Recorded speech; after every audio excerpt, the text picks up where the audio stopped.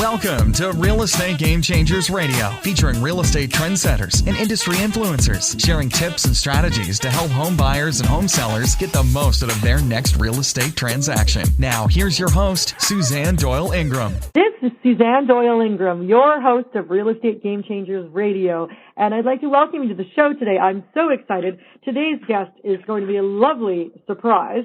His name is Rob Williams, and he has a classic approach to real estate, and that's what sets him apart as one of Hillsborough and Polk County's finest realtors. He was born and raised in England, so we get the delight of a jolly good British accent today, and he's always had an appreciation for time-honored traditions. He had a 15-year career as an award-winning financial advisor with JPMorgan Chase, which I think is a fantastic asset for any realtor to have. And then he was also the owner and manager of an executive sports store. And these prior experiences have taught him the importance of understanding customer needs and delivering quality service. So making the customer's needs a top priority is a tradition that Rob applies to his real estate career as well. And we're going to learn all about him today on our show. Welcome to the show, Rob. Hello, Susan. Thank you very much for having me. Well, thanks for being here. So let's dive in right away. Tell me, what do you love about your career in real estate? Well, I think, Susan, I have a passion for real estate, which I think is vitally important. You need to bring that kind of enthusiasm and confidence, to the business. And, my real, love about real estate is the fact of helping those first-time home buyers, that don't have any understanding of how the whole real estate process works. They're completely naive in so many different areas, and to be able to kind of handhold them throughout the whole process, it's a real pleasure to work with the younger generation that are trying to get their foot on the ladder, as it were, and really taking them from those initial first steps all the way through to handing them the kind of keys when they finally close on a property. I mean, that's got to be, the main part of the business that anybody, would love to be involved with. Oh, absolutely. That must give you such great satisfaction to give them the keys. It is. I mean, it is. It does give you, a huge amount of satisfaction. I mean, I remember, 25 plus years ago now when I closed on my first property, and, all the hard work and the sacrifice and the amount of savings and everything that you kind of do over the years to get yourself in a position to be able to afford to buy a property. Yeah. And so knowing that and being able to go through that same process. And so you have a good understanding of what they're going through, the stresses that are involved. I mean, this is the biggest ever financial commitment that is going to be undertaken by them, and so you really have an appreciation of kind of what they're going through, and being able to reassure them and answer the kind of questions that they're going to have as you go along the whole process. Absolutely. I still remember very well my husband and I buying our first home, and we only had one child at the time, and she was 8 months old, and seems like yesterday. I remember standing in the living room. There's not a stick of furniture, with these bare floors and bare walls, and we were so happy. We just couldn't believe that we'd actually bought a home. Right. And I think the thing is, majority of these first-time home buyers, they're coming out of a very small apartment or a very small townhome, and that appreciation of just moving into their first kind of single-family home. Yeah. Whether it's a two-bedroom single-family, three-bedroom, four-bedroom, whatever it may be, it doesn't matter. I mean, it's still going from this rental to suddenly being a homeowner, and everything that kind of entails. It's really an appreciation from their standpoint as well for what you've done to be able to kind of guide them along the way. Absolutely. It's so true. Now, tell me about where you live and work, because I don't know anything about that area. Okay, well, I live in Riverview, which is a city approximately 10 miles outside of Tampa Bay. Okay, so we're talking about Florida. So we are talking about Florida. Yes, we are. Yes. Hi. And I mean, it's a great location, great place to live. It's very close. It's close to absolutely everything. Okay. It's a very short distance to get to St. Petersburg and Clearwater, where all the famous beaches are. And at the same time, downtown Tampa is really only a short 15-20 minute kind of commute into the kind of the financial areas and everything else that Tampa has to offer. Mm-hmm. The community itself. it has lots of local events. It's a very kind of close knit community in a way. Has a lot of local sort of events and charities and that in the area. But at the same time, the housing market, as it is across the nation, the housing market is booming. There's a lot of new families coming into the area. And as a result of that, there's a lot of new businesses going up as well. So, that the area as a whole is thriving, and Riverview in particular is an area which is continuing to grow, and certainly over the next 10, 20 years, I can see it growing quite substantially. Oh, that's great. So do you work with a lot of first home buyers in Riverview? Yes, I do. Yes. I would say that at least 50% of my business is working with first-time home buyers. Oh, great. I do advertise locally within several of the local communities, and we do along with a mortgage lender. We do a couple of times a year. We do a first-time home buyers program as well. Which we find attracts a lot of people. Sometimes it's just people that are just curious and not ready to obviously, move forward now. But maybe in a year or two's time, they're kind of trying to save up additional funds for down payments and all that kind of good stuff. And then there are people that are ready to kind of move forward right away. I think the biggest problem it's certainly in Florida is that the rental prices seem to go up quite drastically every year. Yeah. And I think as a result of that, people are starting to realise now that if there is a option for them to be able to become a buyer sooner rather than later, then that's really the way that they want to go. Yes, I was having this discussion with another realtor from Vancouver, and he was saying, and I never, of course, this totally makes sense, but I didn't think about it before. He said that, with the housing prices going up, obviously the mortgages are higher, so the people who own the homes have to make the rent higher. Right. So if So it is a kind of a catch-22 situation. Yeah. Mortgages are higher. So, as a result, they want to, obviously landlords or whatever would want to look to raise the rent accordingly to kind of cover that. Yeah. But I think sometimes it can go perhaps a little bit, too far, where I sometimes I can understand it where it will, maybe shoot up like $50 a month or whatever it may be. But in this market in particular, you're seeing it in the region of 150 to 200 a month additional to where we were maybe like a year, 2 years ago. And for a lot of people, that's a substantial amount of money every month to, for an increase of that when you're not even an actual homeowner. Yeah, exactly. And a lot of times I think, especially young people, they may not realize they actually can qualify to buy a home. Correct. No, they don't. I mean, I do show people rentals as well, and depending on the kind of the price point that they're looking at, a rental price point they're looking at, I quite often say to them, have you considered like, purchasing, because for the amount of money here you're going to pay for rent, you could be buying a house.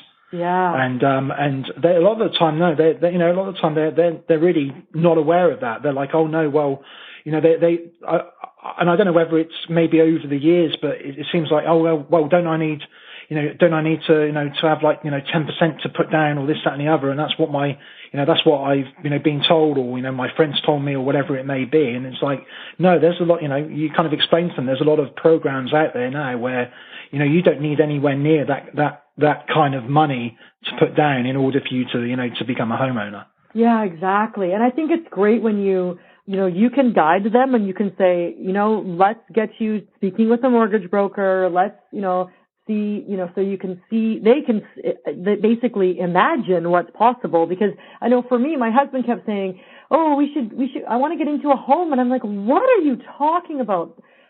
We were self-employed and we were young, and I thought, who on earth would give us a mortgage? Sure enough, we got approved.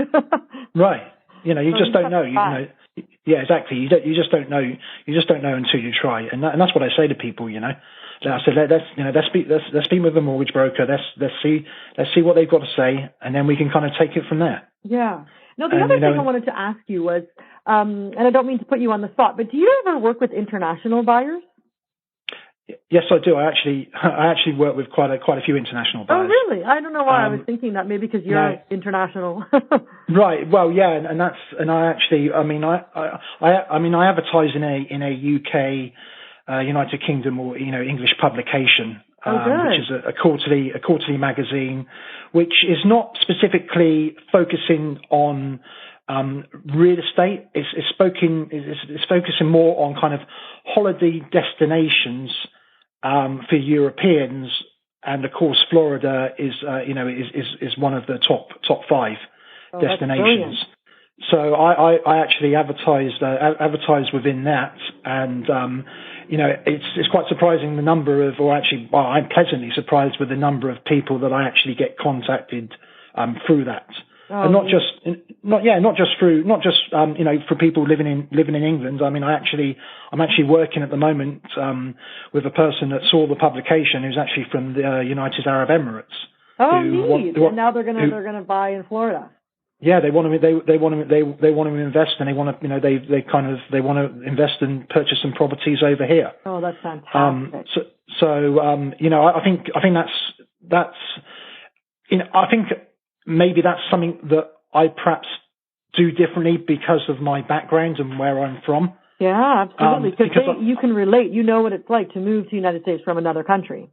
Exactly. I think that's a big thing, and I think that if you asked the people that live in the UK or England or Europe, and they would much rather, nothing against an American realtor, but they would much rather work with an English realtor in America who understands real estate over there. Yeah. And obviously understands real estate over here, and the differences that involved with that. Oh, absolutely. And I'm sure there are vast differences, and just even in terms of using a notary or using a lawyer, or what happens to the deposit and escrow and everything. I'm sure it's very different.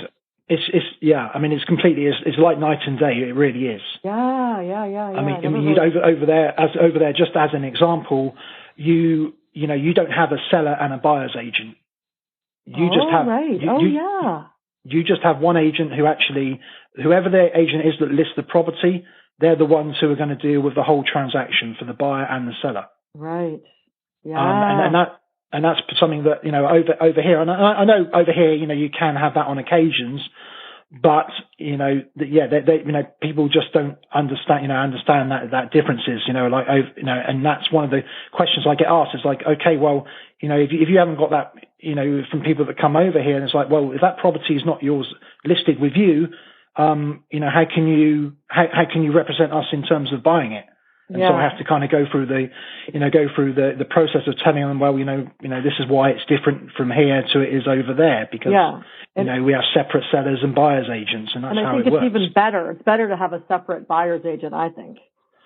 Oh no, I 100% agree. 100% agree. I mean, and I'm surprised sometimes when I get phone calls from buyers, and they are calling me up on a property which isn't one of my listings, and it's like, are you the listing agent? And it'd be like, no, but I can represent you as a buyer's agent for you. And they're like, oh no, well, we want to deal directly with the listing agent. Oh my goodness! And I'm like trying to explain to them that, look, but that isn't the best approach to take, because the listing agent ultimately is working for the seller. So you're not going to know as a buyer.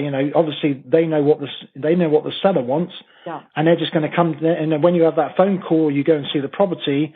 They're going to say to you, okay, right, Mr. Buyer, this is what you're going to need. This is what you're going to have to pay for it to get the house. Yeah. And they're just going to be oblivious to all of that and go, oh, right, okay, yeah, fine. And, that's not, that isn't the best approach at all. But, obviously everyone's... Because I think you have your loyalty to your buyers and no one else, just them. No. And you, I don't like the double ending. I don't think that's a good idea.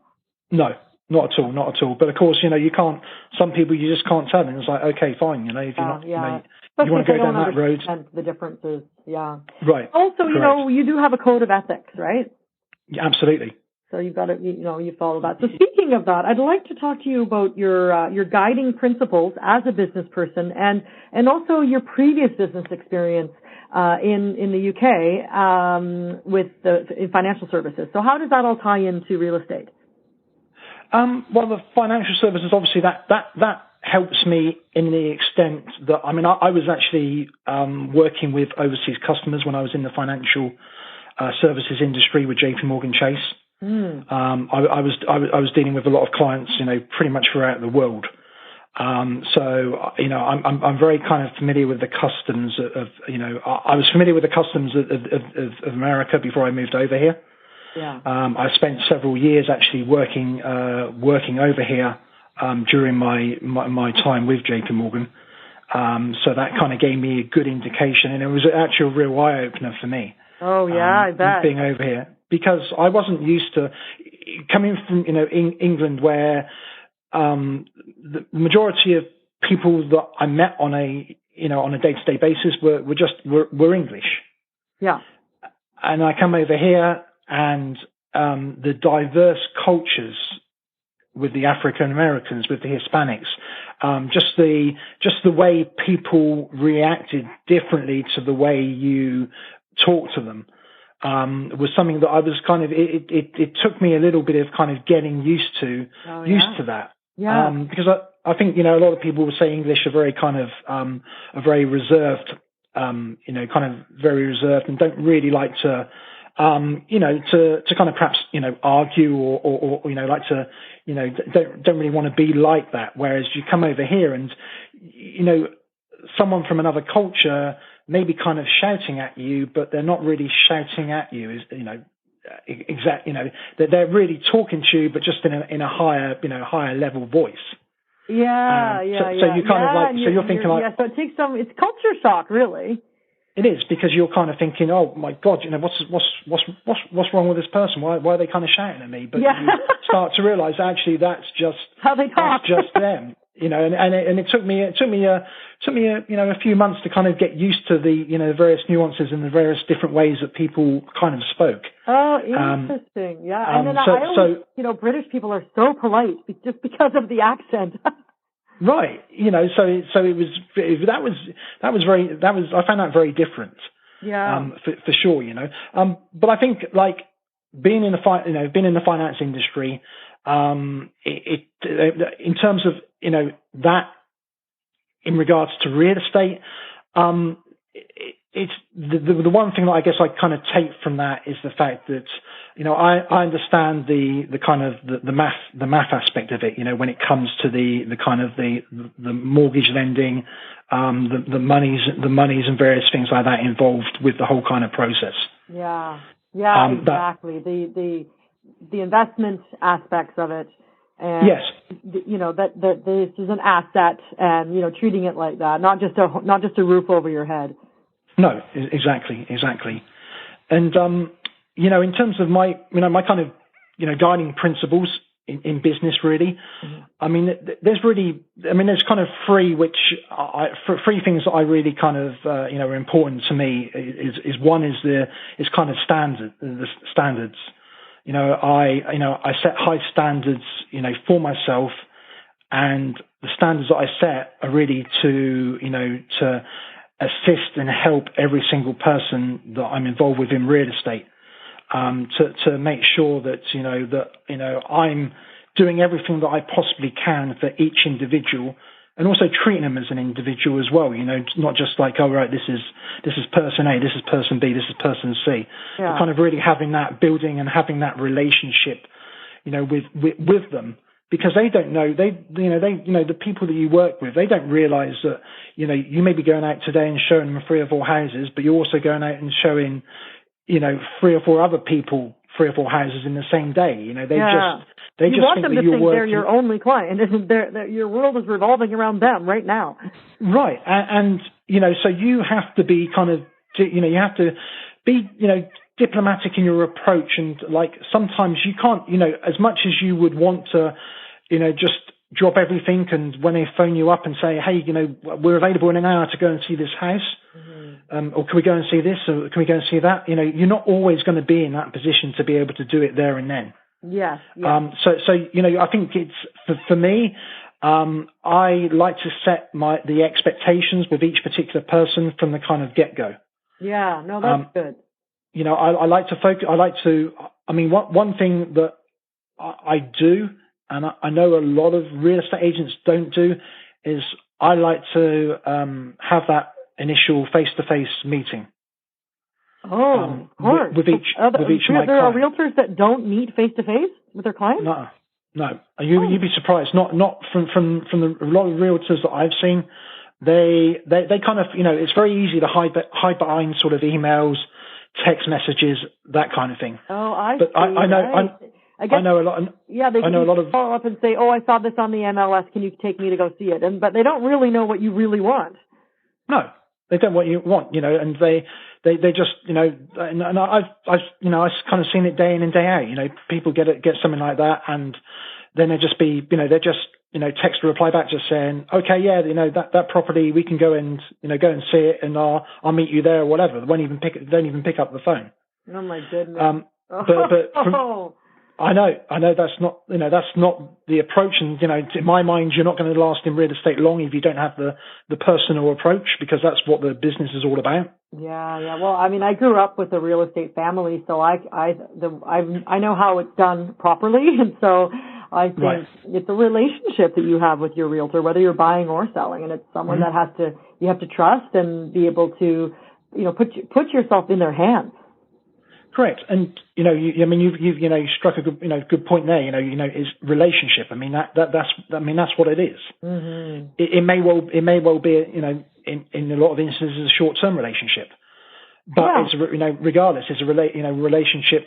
Is what it is, and you want to make sure that relationship is successful, and that everyone is comfortable with that process all the way through. Mm-hmm. And you can't do that if you don't fully understand what the other person, what their needs are and what they're really wanting.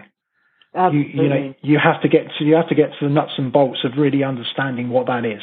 Yeah. And if you don't do that, then the relationship's going to fail, because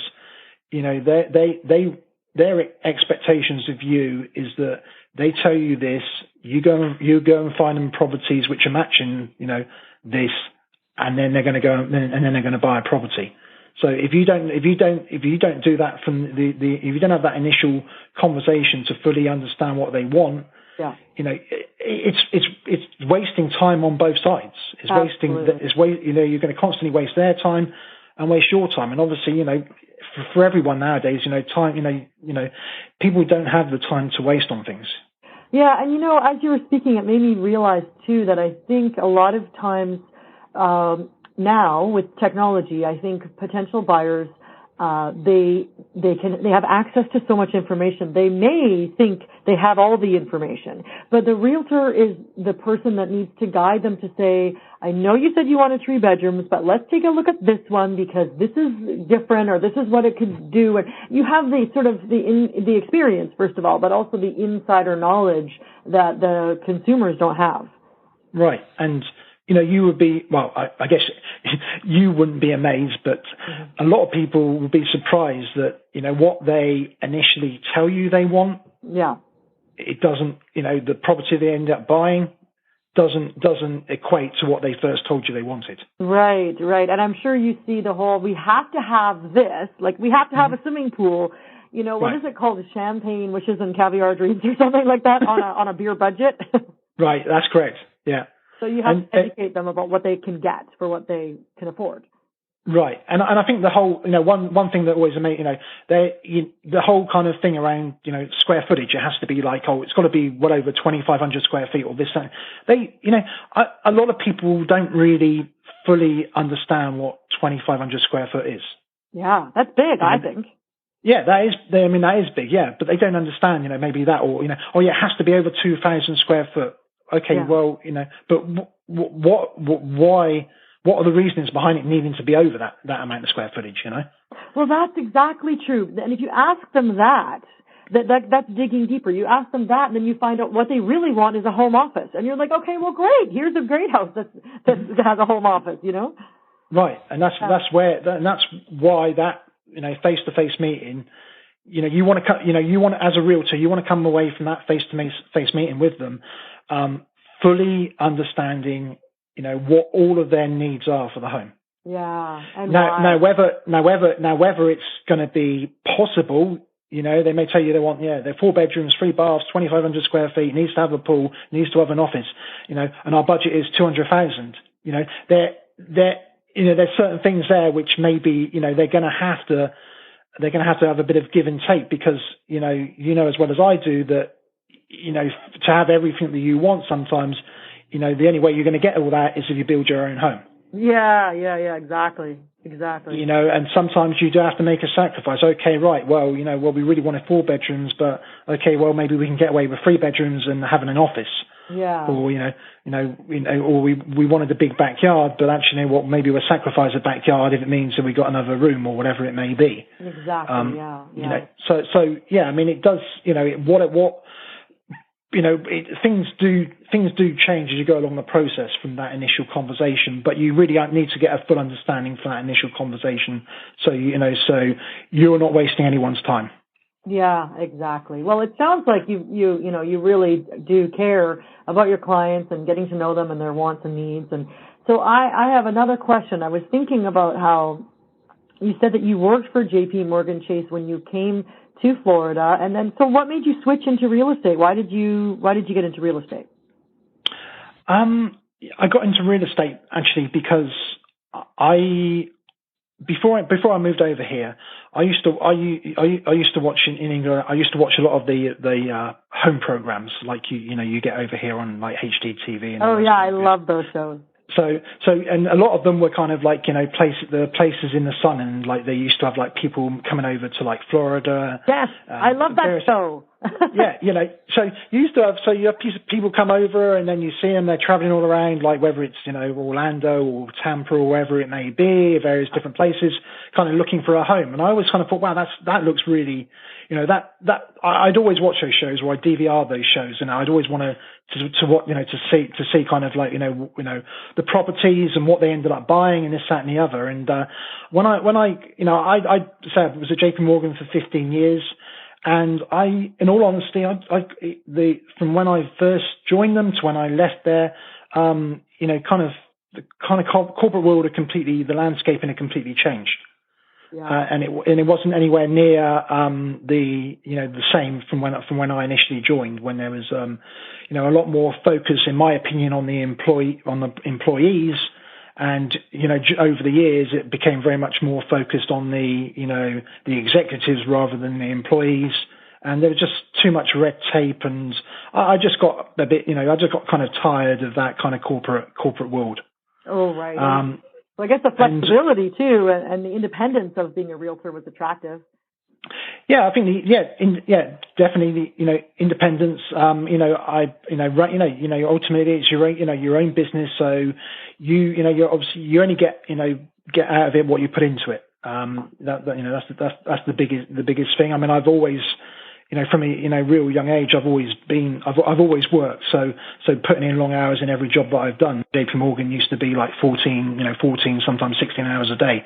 So putting in long hours is something that I'm kind of used to been used to throughout my working career. Yeah. But real estate, I think, that was it. I mean, I had people back in England who were like, hey, you're over there. Can you have a look in some of the areas and kind of see what, house prices and stuff are, find out a little bit about it. So I was kind of already getting inquiries from, people and family and friends over in the UK, about sort of homes and that before I was even in the business.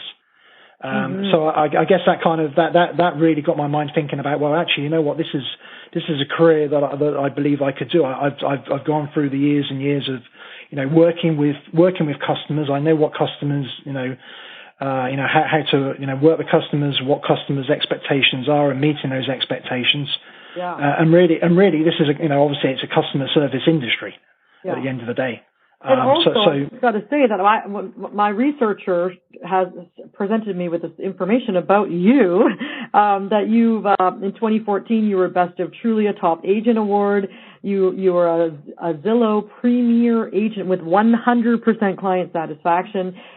You've won a Bronze Designation Award from Exit Realty Excel for Performance and Sale in 2016. You also had the Honor Society Award from Berkshire Hathaway Home Services for Performance and Sales in 2015. So, I mean, you certainly have all the credentials and the awards behind you as well that prove that you are very good at what you do and taking care of your clients. Right, and that's and that's the most satisfying part of to me as an individual. I mean, getting awards is fine, but I mean, in all honesty, out of all of what you've just you just said, the 100% client satisfaction that's the biggest part of it. I mean, you get getting awards in any line of business, is great. And it shows you're doing the right thing for your customers. But I mean, I really strive to get 100% client satisfaction from everyone that I work with. Oh, I mean, that's important for me, and it's important for my to me it's important from my clients. I want them to be 100% satisfied that I've helped them through every part of the process, and I've kept them up to date and informed and everything with everything that's going on, and that's extremely important. And then really it goes back to the JPMorgan days and the customers and having to get back to them on a daily basis with updates and reports and things like that. So it's something that I'm extremely accustomed to and very easy for me to bring that across into the real estate industry. Good, yeah. Now, speaking of your success in real estate, one of the things that we strive to do on this program, Real Estate Game Changers Radio, is to only feature realtors that are truly actively involved in their communities. So tell me about how you're involved in your community and how you give back to your community.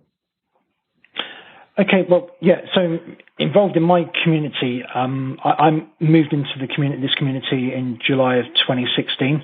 Okay. And I'm actually involved. I host a kind of a monthly. It's called a monthly kind of coffee morning, and it's basically an invite to all of the anyone from within the community to come in, and we kind of discuss the various businesses within the area, and also the community as a whole, things that we want to look at, perhaps getting the county to kind of change, improvements and everything like that. So it's very much focusing on trying to highlight the businesses in the area, trying to get people within the community kind of to obviously utilize the businesses within the area, but at the same time also look at ways we can kind of improve the the kind of community as a whole. Yeah. And aside from that, we also hold a business networking group, which we at the moment we're meeting on a quarterly basis, and again that's a great way for us businesses because in real estate it's a great opportunity because you go to business events and there's mortgage lenders there's title companies there's inspection companies there, and as well as every other aspect of businesses, photographers. So there's so many lines of business you can kind of communicate and to kind of link in with from all different avenues. So that's an important aspect of it as well. Mm-hmm, mm-hmm. Now, how about charity work? Charity. Well, I'm actually a donor for. It's called Hope Children's Home, nice. which is. So this is based. It's based in the Tampa Bay area. and they are it's wonderful, wonderful kind of community. It's basically they take care of abandoned, neglected, abused, and orphaned children. Oh my gosh! From basically from birth to 18 years of age. So it's I've been out there and had the privilege of spending some time with some of the children out there, and it's just it's sad and wonderful at the same time. You know, it's sad in terms of the reasons as to why they're there, but it's really wonderful and inspiring to see the amount of work that the people are actually doing there. To really try and give those children's kind of, as the name says, hope. You know, give them hope for the future. Absolutely. Looking into kind of getting into the into adoption and into foster care programs, and this is kind of the initial steps to that. So I give a kind of a portion of each of my each closing night I have, I give a portion of that I donate to them. Oh, and aside from that, and as well as kind of clothes and toys, toy drives which they have throughout the year, and obviously at Christmas time as well, which obviously is a big time of year there. So I kind of make sure, having children myself, I you can relate to it more when you've got family, when you have younger children, and it's something that I'm kind of it's something that I've been a part of now for a while, and something that I'm going to, want to continue to kind of, to continue to focus on. And, we're possibly, we've even talked about maybe looking at, adopting, one of those children as well, a little bit further down the line. Oh, that'd be fantastic. Two things I want to say about that. One is that I think it's great when someone picks one charity and fully supports that one charity rather than diluting their charitable donations to just a little bit here and a little bit there. I think it helps that charity so much more if they can have the clothes and the toys and the actual monetary donations, because the charities need money. I was talking to someone about this yesterday, but also my husband and I, we vacation in Mexico, and we every time we go, we have there's a couple of orphanages down there where we visit with our kids, and we play with the kids, and we bring them presents, and we bring them what they need. The first year we went, it was really naive and kind of ignorant because we brought them a whole bunch of toys, but turns out all the tourists do that. What they really needed was fresh vegetables. And so we went back to the store and brought fresh vegetables. But I was saying to my husband, I want to adopt all these children. It was just heartbreaking. And they had a rule that you couldn't adopt them because a lot of them actually weren't orphans, but their parents were not able to take care of them. And so, obviously you can't, that would be terrible for Americans and Canadians to go down to Mexico and take all the kids away. So I get why they have that rule, but it was good that they did, because otherwise I would have come home with the baby or a 4-year-old and I remember them saying like what they really need is hugs. And it just made me cry, just hugging these kids. Wow. Yeah, no, you just, when you spend some, you spend some time around, that is, it's quality time, but it, gives you an opportunity to kind of reflect as well, Yeah. Everything today is so rush. So we don't, I think so many people don't really just, have the time just to kind of, like there. When I go there, I probably spend like an hour there. Mm-hmm. And my schedule is busy, but I kind of make sure that I set a period of time to get out there, just spend the time there with some of the children, talking to them. And as I say, it's giving them a hug and things like that, which is just something that they kind of appreciate so much more. Yeah. How old are your kids? My children, well, I've actually got one's 16, and the daughter's 9. Oh, so they're young. Yeah. So, I've got a 10-year-old, an almost 13-year-old, and a 15-year-old. So I'm in the same boat as you. So I often think about fostering and helping children, but I think, oh my gosh, one more. Well, we've talked about it, but we started talking about it more seriously over the last maybe 6 months or so. Yeah. The amount, just thinking the amount of good you can do. I mean, unfortunately, you can't, as much as you would, like you were saying then, you kind of like to, maybe adopt everyone or foster, or whatever it may be. You just, physically you can't do that. Yeah. But if you can just, if you can take one boy, one girl, whatever, and just change their life around. I mean, I know. There's got to be so much satisfaction and kind of, giving back, because, we get so much from other people in this world. It's important for us, I think, to be able to kind of give back once in a while. I absolutely agree. And I have this expression that I love that says, to the world, you might be one person, but to one person, you might be the world. That's it. Changing one kid's life, just even by that, monthly hour-long visit saying, how's school going? I believe in you. And there's so much change. People don't realize what an impact they can have on the world. That's right. And when they've been through so much, it's, just little things like that make a huge amount of difference. Yeah, a huge difference. Well, this has been wonderful interview. Sometimes it's amazing to me what we can really dig into in 30 to 40 minutes. Thanks so much for your time on the show today, Rob. I really appreciated having you. Thank you very much indeed, Susan. It's been an absolute pleasure. Oh, great. Now, please let our listeners know how they can reach you if they'd like to get a hold of you about real estate near Tampa, Florida, and especially the overseas people who might be listening. Okay, so to get hold of me, there's really my phone number here is 1-813-230-7511. And I always do pick up the phone as best as I can. Never let it try and go to voicemail that a lot of people tend to do. My email address is robwilliamsrealtor@gmail.com. Oh, that's good that you got that one. You see? Yeah, perfect. And what's your website?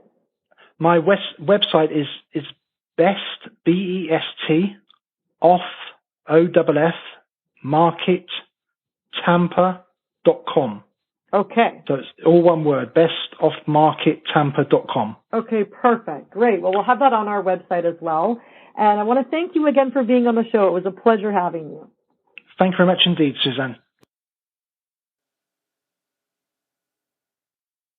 This has been another episode of Real Estate Game Changers Radio with your host, Suzanne Doyle Ingram. To hear all episodes featuring our hand-picked real estate game changers, visit us online at www.realestategamechangersradio.com.